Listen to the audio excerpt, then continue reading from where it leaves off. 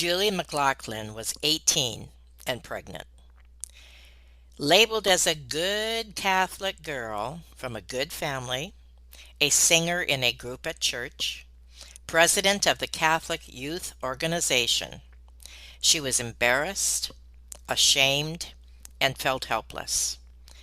This was during an era when teenage pregnancy was not easily accepted, and the lessons she learned from that experience has supported her throughout her life. You do not want to miss this interview. Have you ever felt like giving up, quitting, throwing in the towel?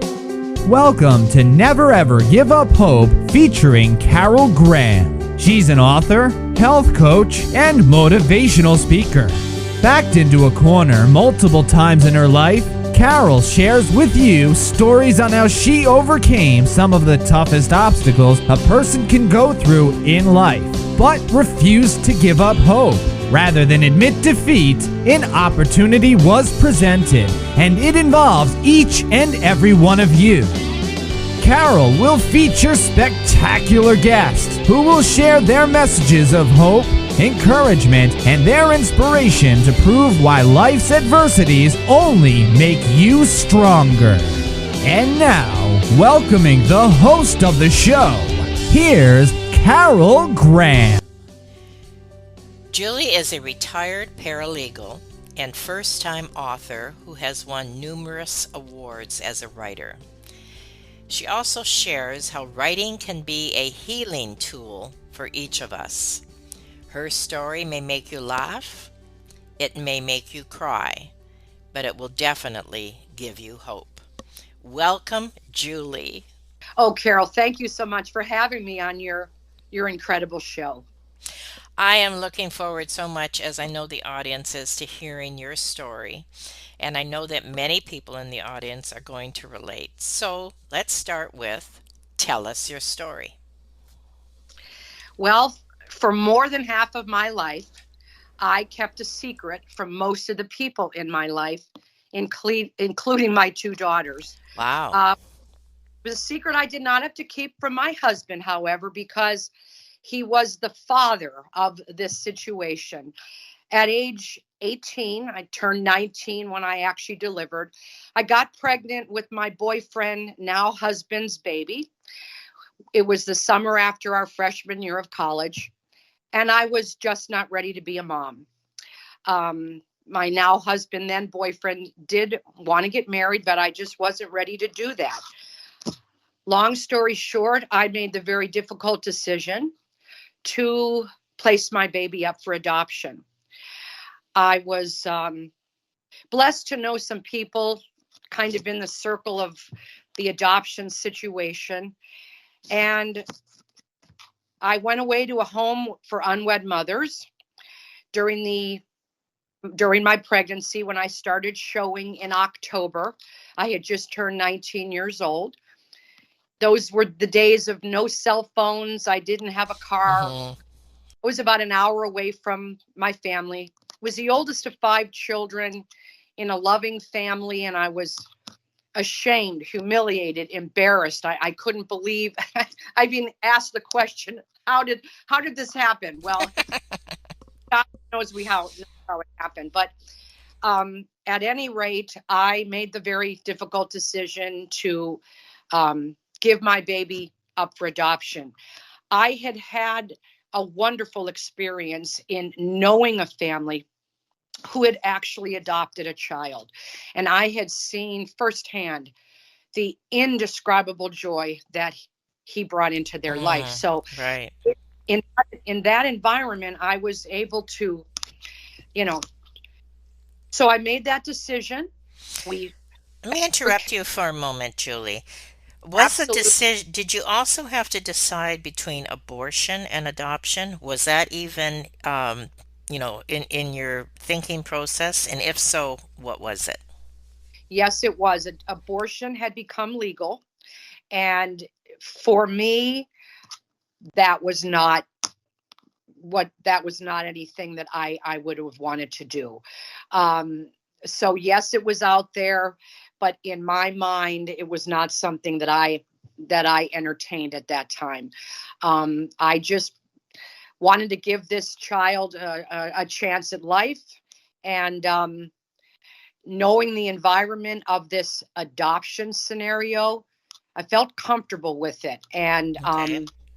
so that was the decision I went with. I will say that no one made the decision for me, not the father, not my parents, not his parents, not the parish priest. No, this was entirely a decision I made on my own, with just the understanding of wanting to just give this child the chance at a better life. I was the oldest of 5 kids. My youngest brother was only 8 years old, maybe 6 at the time. I'm trying to think. And, it wasn't something I wanted to put my family through Mm-hmm. either. I was going to do this and I was going to do it, on my own. um, Other than your parish priest and your boyfriend and your parents, who else knew? Maybe a handful, maybe 2 or 3 friends is all we told. Okay.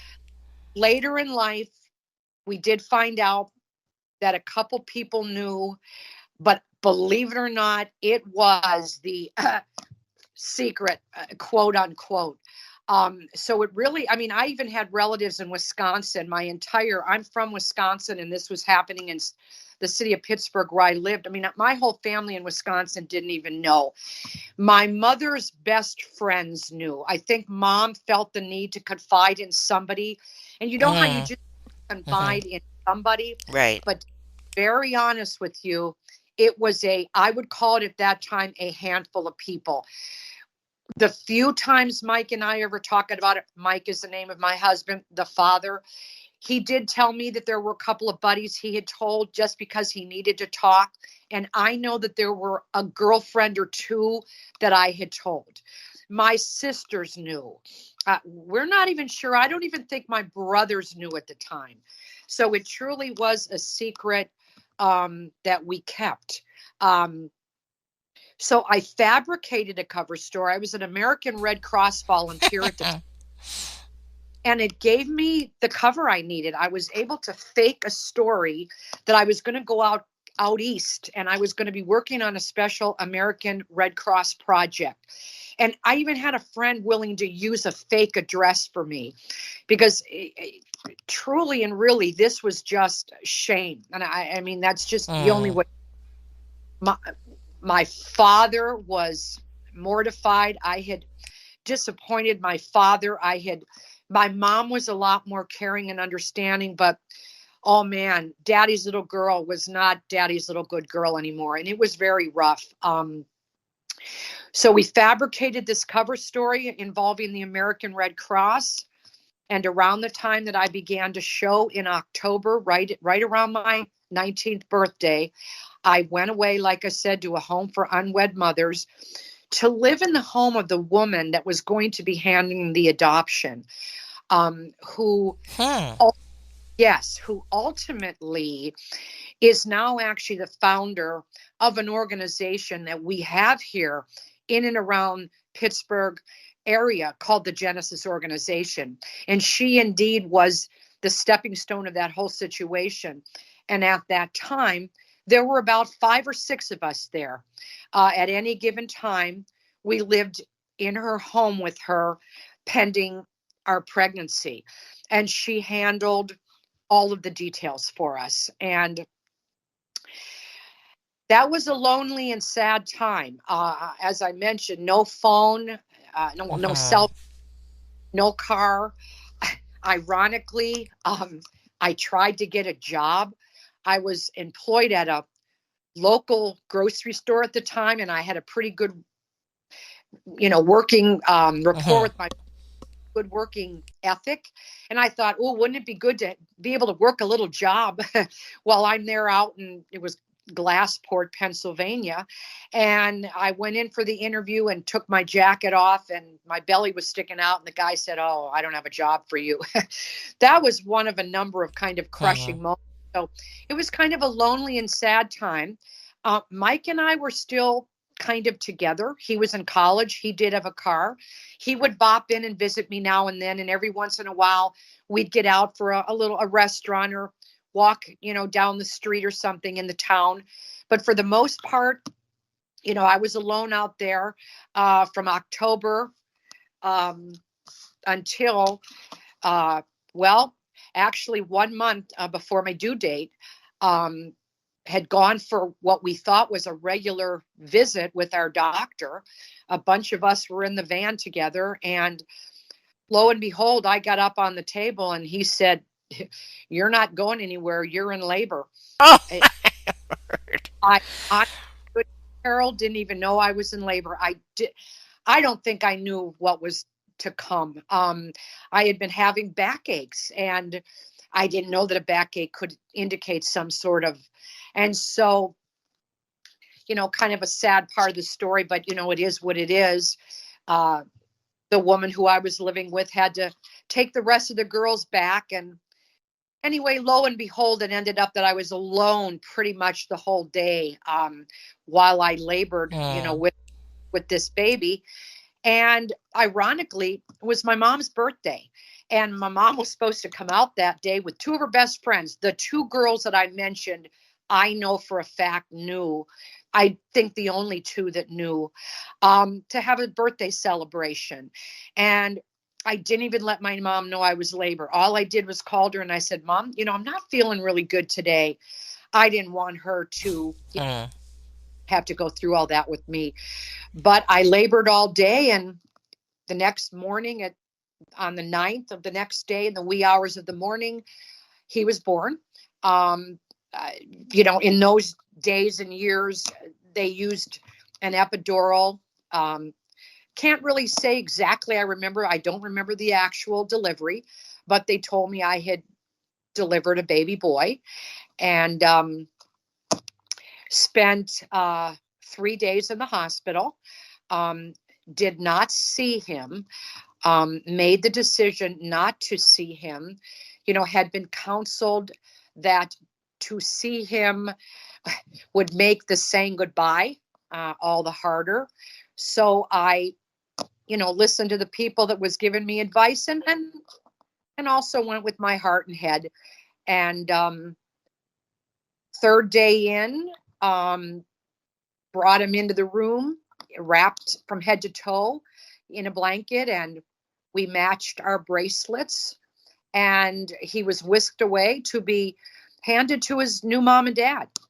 Um, I, I saved that bracelet for many, many, many years, hidden away in my hope chest, down in the bottom of it.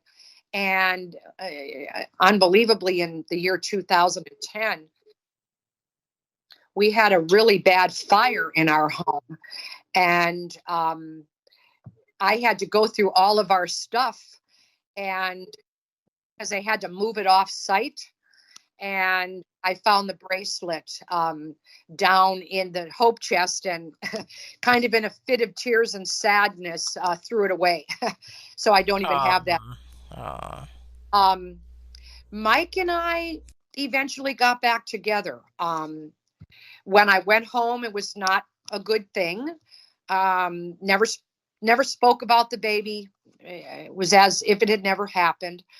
Um, Things were especially difficult between my dad and I. And eventually I did move out, got my own place, had to go along and live life. Mike and I did end up getting back together. We got married. We had a family. I had two daughters and two miscarriages, and a lot of crazy years in between of like depression right around his birthday, Of course. Mother's days, and a lot of days in between. But always hoped that what I had done was the right thing. Looking back in hindsight, do you regret doing it the way you did it? No. And obviously that's a little bit of our wonderful story and teaser to the whole thing.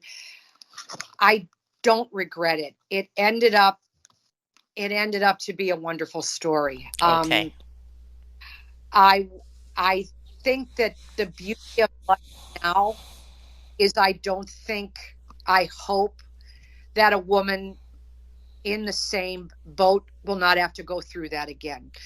It's just a different generation. Mhm. Right. Pregnancies aren't going to be frowned upon. There are resources in place. There's social media out there. It could, to someone, and I wouldn't feel the shame, the awful humiliation, and you know what I mean. I would hope that that scenario wouldn't happen again, but it worked out. It really did work out. Well, that's amazing, and I appreciate that part of your story. We're going to take a slight 30-second break, and when we come back, we're going to hear the second part of this miraculous ending to your story. We'll be right back. Carol Graham would like to show you the path from misery to miraculous triumph in her fast-paced memoir, Battered Hope. She relates her determination to succeed as someone who experienced one horrendous nightmare after another. Gang raped and left for dead, loss of a child, husband falsely imprisoned, and cancer. Nothing could break her tenacity or faith. No matter what you face, heartache, loss, suffering, or injustice, Carol will illustrate how she became a victor the same way you can. The secret is to never, ever give up hope. Order your copy at Amazon or batteredhope.blogspot.com. I've so enjoyed your story so far, Julie, regarding the trauma, the stress, the pain that you went through in deciding to put him up for adoption.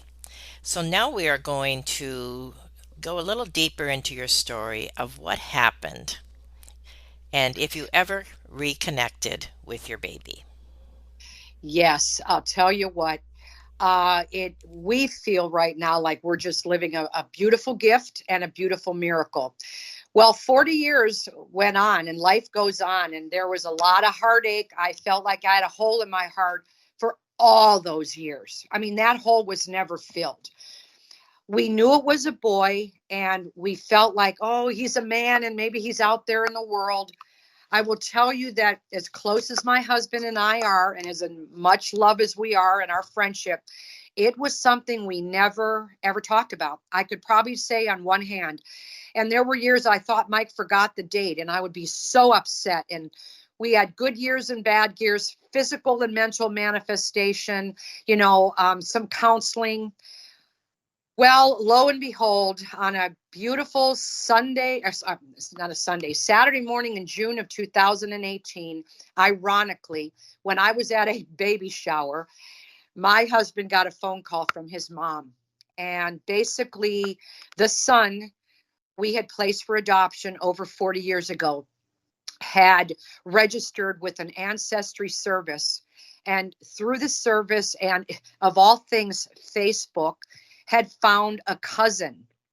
The cousin reached out to my mother-in-law and said, "Do we have any skeletons in our closet? There is some dude that has reached out." I am not kidding, Carol. There's a dude that's reached out to me on Facebook, and he tells me he's my cousin. Oh, Well, I'm not, and of course, my mother-in-law was one of the people that knew. And she said and Mike's cousin did not know, and said, but boy, he kind of looks familiar. He had shared pictures with her and they had connected back and forth. Long story short, our son that we had placed for adoption found us. And I use the word us because not only was he looking for his birth mother, he found his birth biological father, two full-blooded sisters, and a whole family. And the rest is just, it's crazy. We found out that he had gone to the same high school as our daughters, his oh sisters. my goodness. We found out that he lived and grew up less than 10 miles away. And this was also unbelievable because if anyone knows our area, I was from what was called the North Hills of Pittsburgh. We ultimately moved out to the South due to my job, my husband's job. There was no way anyone could have figured that we would end up within miles of the son that we had Hmm. placed for adoption. We got, all right, so we learned some sad news. His mom had died years ago of breast cancer, but his dad was still alive in his 80s. We began to slowly take some little steps to get to know each other. Hmm. And ultimately, and I did write a book, and that's how the whole story ended up coming out. It's what started off as just a memoir, kind of to heal my own soul, to for Mike and I to be forced to talk about the thing in the room that we had not talked about for Right, well over right. 40 years. And part of it reminds me of, for any listener who have seen the wonderful movie You've Got Mail, between Tom Hanks and Meg Ryan, where he keeps sneaking. I would keep sneaking into peek to see if I had a message from him on Facebook. Um, we found out that we knew the same people, and Hmm. there are so many little mini miracles and God winks, and just our story is just. And so yes, he when we met him, we found out he was a 25-year veteran in the Navy. He was an officer in the Oh Navy. my goodness. He had been Sailor of the Year. He had a beautiful and wonderful life. That was the beauty of this whole thing. He was only looking because actually he adopted for Oh, 13 years. huh. Yes, Carol, I'm not kidding you. For 13 years, he and his wife were unable to get pregnant. He went to the same agency that I had used. They adopted a daughter, and and his wife ended up pregnant with two biological children. And the beauty of the timing of all of this, and that's kind of the name of the book, is The Gift of Time. They didn't have children for 13 years. The children they ended up having ended up being the exact same age range, yes, Oh my goodness. of his two biological sisters. So we now have seven biological grandchildren that range in age from 6 to 11 that have become wonderful friends. And he is in our life now, and it's a beautiful life. He also has a brother who's adopted. We've met all them.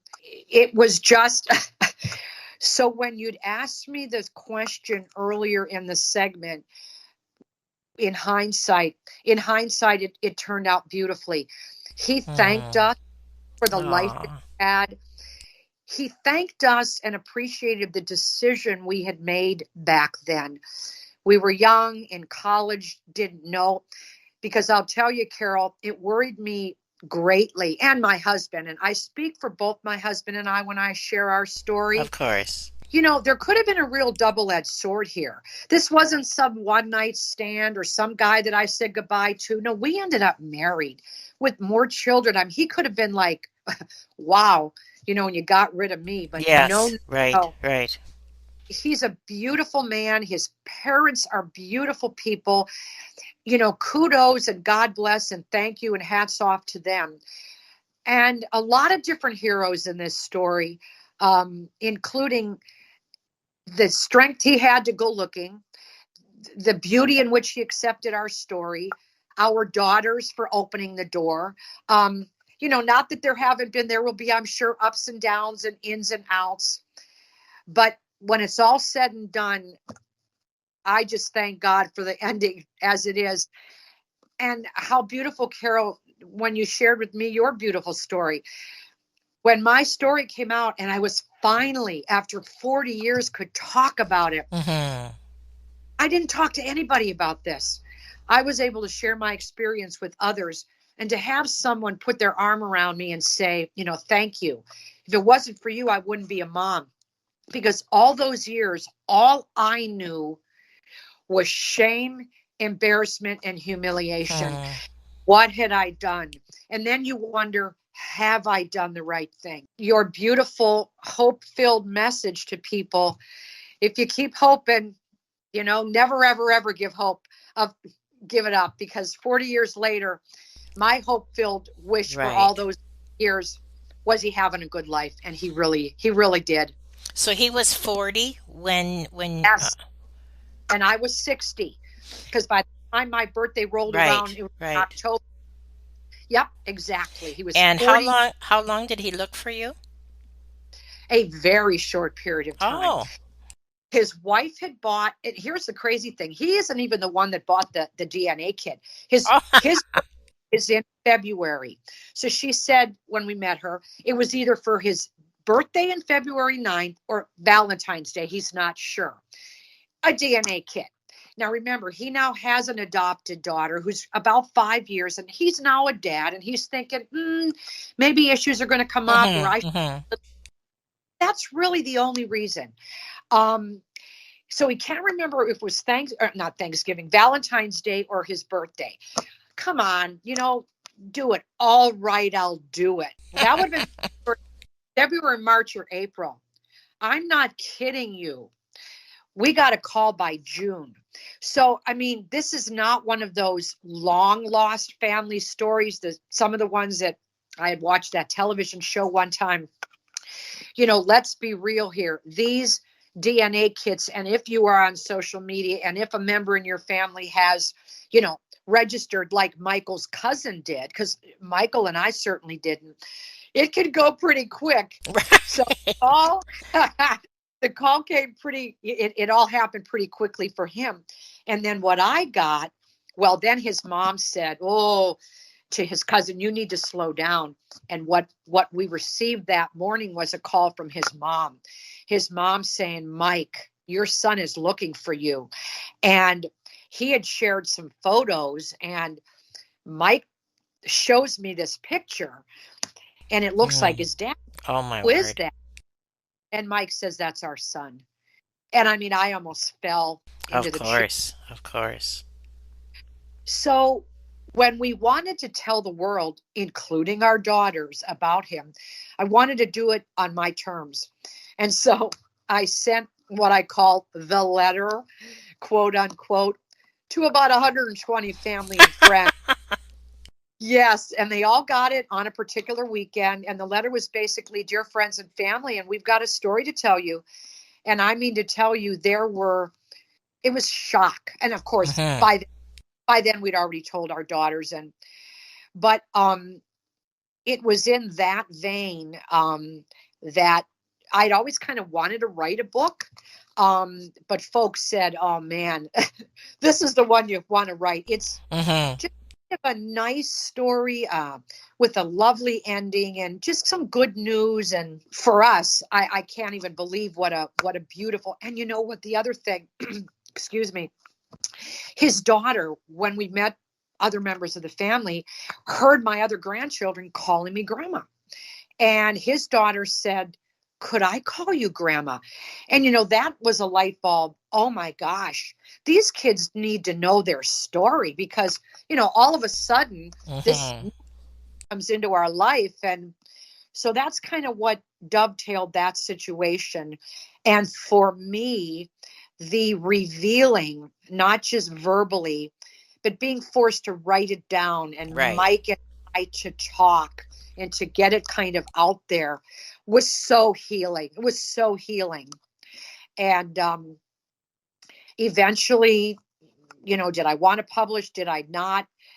I talked to my mom. My dad had passed away due to multiple sclerosis. He did not ever get to meet our son. I would hope that he's looking down and hoping it's all good.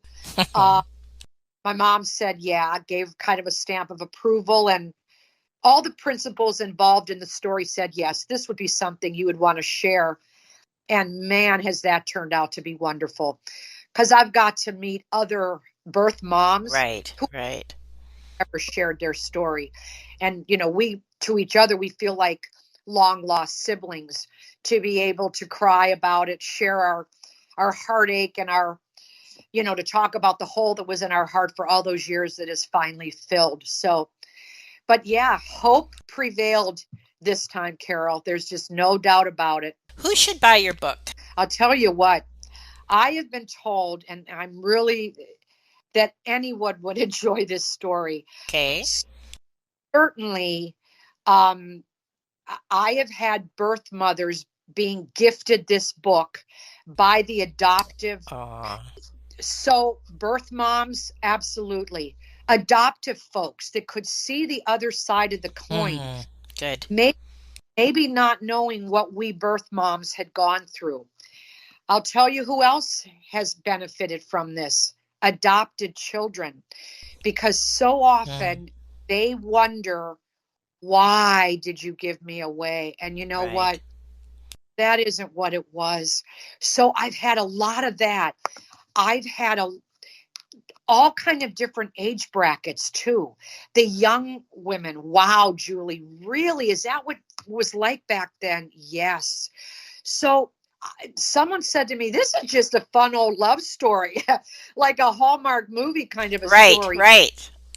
It's just a nice story, but definitely it can heal, I think, hearts from all spectrums. Even maybe someone you know of in your family that was adopted. And gosh, every time you turn around, it does seem like there is a story like that. Can just see the story. And I'll tell you, I've had grown men, and I'm not exaggerating, grown men crying during this story, handwritten to me. It's a kind of a quick read, little kind of vignettes of story, kind of back and forth. It's kind of an easy read. Just kind of the beauty and the truth of it. So I think it's just kind of a nice, fun story, and certainly in the adoption world. And I have so enjoyed, and I've gotten a lot out of it myself, Carol, healing both ways. Yes. Here, our hearts, my husband, our children. And I'll tell you, our son is very, very proud of it. Was just talking to him last week. He said, I mentioned the book again. Went on Amazon. The darn thing is still going. I just, and for me, my faith has always kept me going. I say thank you, God, for this beautiful, beautiful miracle, this beautiful life that I'm living now.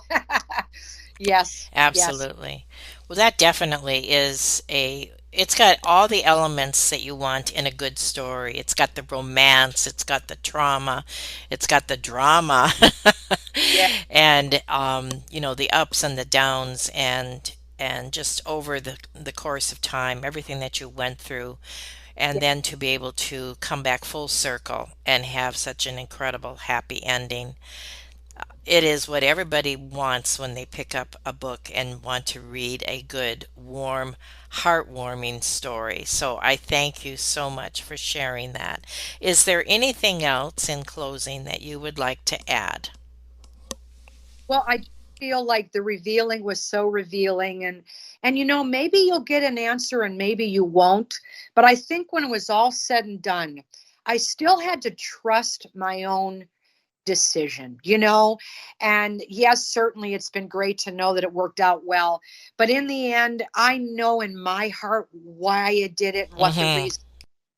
And so, but it is certainly wonderful that the hope-filled wish came through.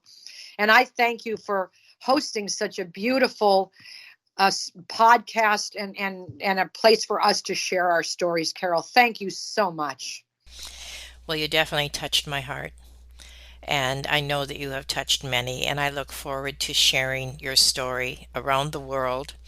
And thank you again for being on Never Ever Give Up. God, thank you. Thank you for listening to Never Ever Give Up Hope, featuring Carol Graham. Did you know that most people succeed because they are determined to? Quitting was never an option. Carol loves your comments and will respond to each one. So please subscribe and review this podcast. A rating of 5 stars would be outstanding and appreciated. Remember, if you are still here, there is always hope.